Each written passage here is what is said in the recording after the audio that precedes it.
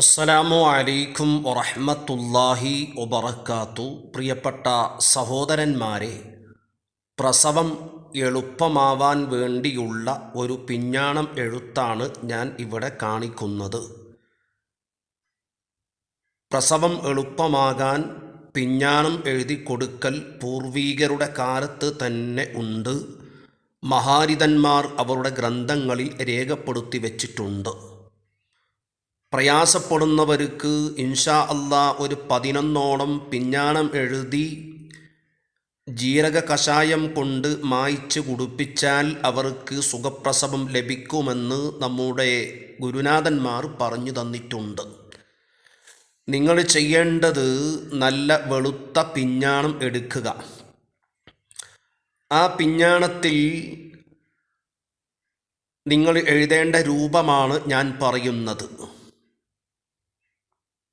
ഖിബിലയിലേക്ക് തിരിഞ്ഞിരുന്നു കൊണ്ട് ശുദ്ധിയോടെ പിഞ്ഞാണത്തിൽ ഇദസ്സമാഉ ശഖ്ഖത് വഅദിനത് ലിറബ്ബിഹാ വഹുഖ്ഖത് വഇദൽ അർദു മുദ്ദത് വഅൽഖത് മാ ഫീഹാ വതഖല്ലത് എന്നതുവരെ വളരെ വൃത്തിയിൽ ഒറ്റ അക്ഷരത്തിൽ എഴുതുക. തുടക്കത്തിൽ ബിസ്മി എഴുതണം, എല്ലാം ഒറ്റ അക്ഷരത്തിലാണ്.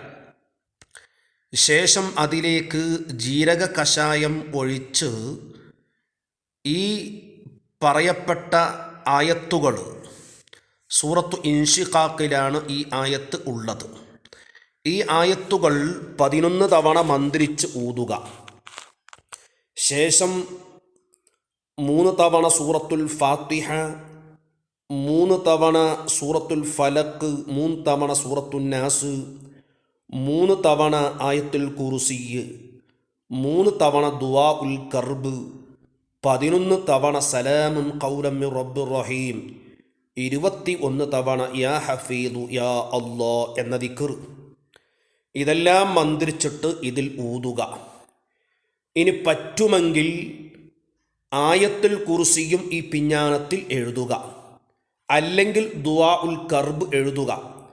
അങ്ങനെ പിഞ്ഞാണം നല്ലവണ്ണം മായ്ച്ച് ഈ വെള്ളം കുടിക്കുകയും ഒരൽപ്പം ഗർഭവതിയായ സ്ത്രീയുടെ പള്ളയിലേക്ക് ഒന്ന് തേച്ചു കൊടുക്കുക, കുടഞ്ഞു കൊടുക്കുക. ഇൻഷാ അല്ലാ ഈ പറയുന്ന പ്രയോഗം ചെയ്താൽ തന്നെ പ്രയാസമുള്ള പ്രസവമാണെങ്കിലും പ്രയാസരഹിത പ്രസവത്തിലേക്ക് എത്തും. അത് ഈ പറയപ്പെട്ട ചികിത്സയുടെ ഫവറാണ്. അറബി മസി കൊണ്ടാണ് എഴുതേണ്ടത്. നല്ല ഉറച്ച ഈമാനോടെ ഇത് ചെയ്താൽ ഫലം ഉറപ്പാണ്, 100% ഉറപ്പാണ്. അസ്സലാമു അലൈക്കും വറഹ്മത്തുള്ളാഹി വബറകാതുഹു.